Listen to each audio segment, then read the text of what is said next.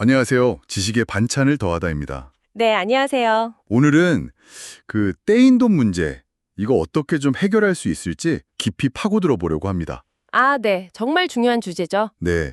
그 전에 구독과 좋아요, 알림 설정 꼭 부탁드릴게요. 네, 눌러주시면 저희에게 큰 힘이 됩니다. 요즘 특히 SNS 같은 데 보면 떼인 돈 받아드립니다. 이런 광고들 꽤 많이 보이잖아요. 맞아요. 정말 쉽게 볼 수 있는데 이게 사실 사기 피해 입으신 분들을 대상으로 또 사기를 치는 그런 경우가 많아지고 있어서 정말 조심해야 합니다. 아, 그러니까 피해자들을 두 번 울리는 거네요. 네, 그렇죠. 그래서 혹시 뭐 친구나 지인에게 돈 빌려줬다가 못 받은 경험 있으시거나 아니면 이런 사기 피해가 걱정되시는 분들은 오늘 이야기 꼭 들어보시면 도움이 될 겁니다. 오늘 저희가 참고할 자료는 그 서초 법무법인 나온의 이창엽 대표 변호사님께서 준비해 주신 내용인데요. 아, 네. 이창엽 변호사님 사법고시 출신의 17년 경력의 베테랑 형사 전문 변호사시죠? 네, 맞습니다. 그만큼 신뢰도가 높은 자료를 바탕으로 이야기 나눠보겠습니다. 그럼 우선 그 2차 사기, 이거부터 좀 자세히 알아볼까요? 변호사를 사칭하기도 한다면서요. 네, 이게 아주 교묘해요. 대한변호사협회 소속도 아닌 사람들이 마치 뭐 변호사랑 IT 전문가가 딱 팀을 이뤄서 피해금을 찾아줄 것처럼 그렇게 접근을 하죠. 와, 진짜 그럴듯하게 꾸미네요. 네, 처음에는 뭐 착수금이 필요하다. 이런 식으로 돈을 먼저 받아요. 그리고 뭔가 일이 진행되는 것처럼 시간을 좀 끌다가 시간을 끈다고요? 네. 그러다가 어느 순간 직접 돈이 되찾기는 좀 어려울 것 같고 대신 다른 데 투자를 하면 이걸로 더 크게 불릴 수 있다. 이런 식으로 말을 바꿉니다. 세상에 돈 찾아준다더니 투자를 하라고요? 그거 완전 다른 얘기잖아요. 그렇죠. 완전 사기 수법으로 넘어가는 건데 처음에는 아주 소액으로 투자를 시켜서 수익을 조금 내줘요. 신뢰를 얻으려고요. 아, 믿게 만들려고? 네, 맞아요.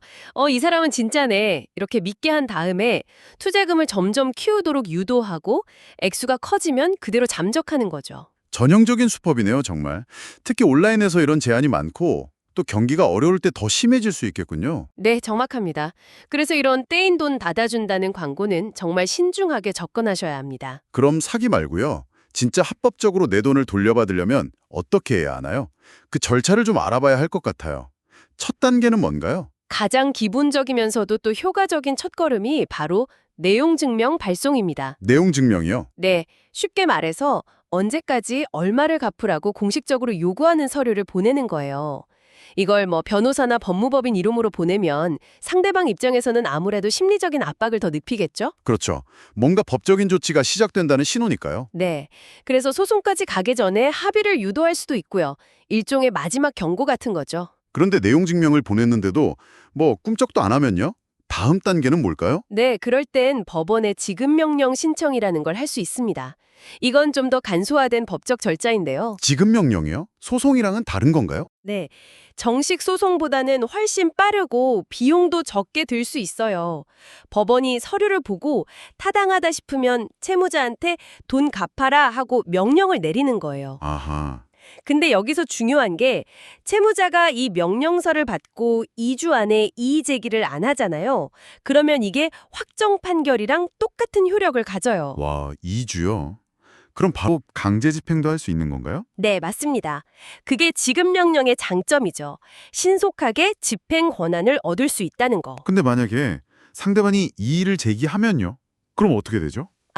그러면 이제 어쩔 수 없이 정식 민사소송으로 가는 겁니다. 결국 소송이군요. 네, 이때부터는 이제 증거 싸움이죠. 돈을 빌려줬다는 계약서나 뭐 계좌 이체 내역, 아니면 카톡 대화 같은 거. 이런 증거들을 잘 모아서 내가 돈 받을 권리가 있다는 걸 법원에 입증해야 합니다. 이기면요? 승소하면 바로 돈을 받을 수 있나요? 승소 판결을 받으면 강제 집행을 할 수 있는 권리가 생기는 거죠.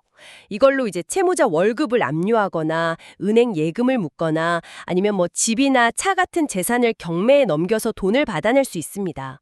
재산 조회 같은 절차도 있고요. 그렇군요. 근데요, 만약에 애초부터 갚을 생각 없이 돈을 빌려간 경우, 그러니까 작정하고 사기를 친 것 같으면요. 민사 말고 다른 방법은 없나요? 아주 좋은 질문입니다. 만약 그런 정황이 좀 보인다면 사기죄 형사 고소도 같이 진행하는 걸 고려해 볼 수 있어요. 형사 고소까지요? 네, 물론 돈 빌릴 당시에 갚을 능력이 없었다거나 돈 빌린 용도를 속였다는 걸 입증해야 해서 쉽지는 않아요.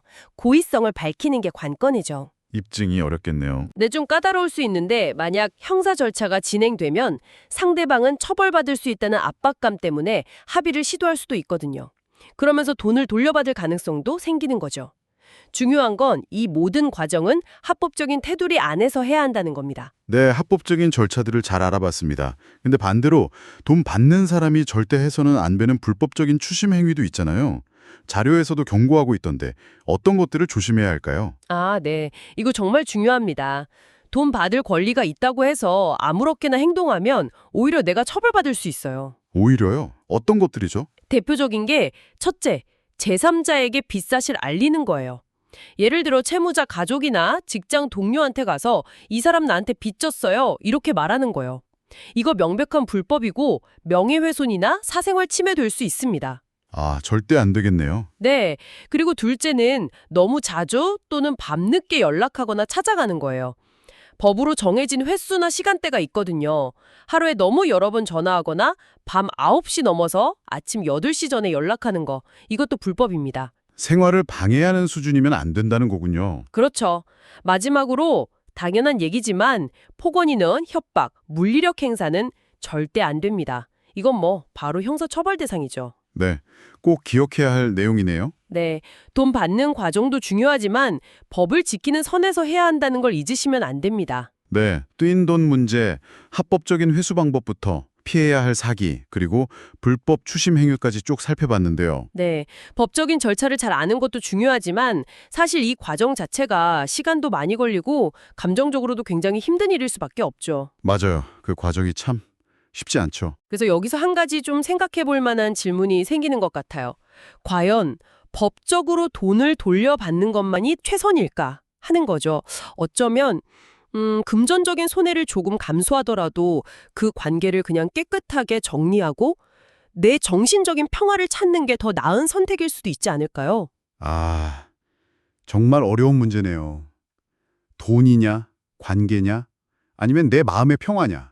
네, 이건 뭐 정답은 없는 것 같습니다.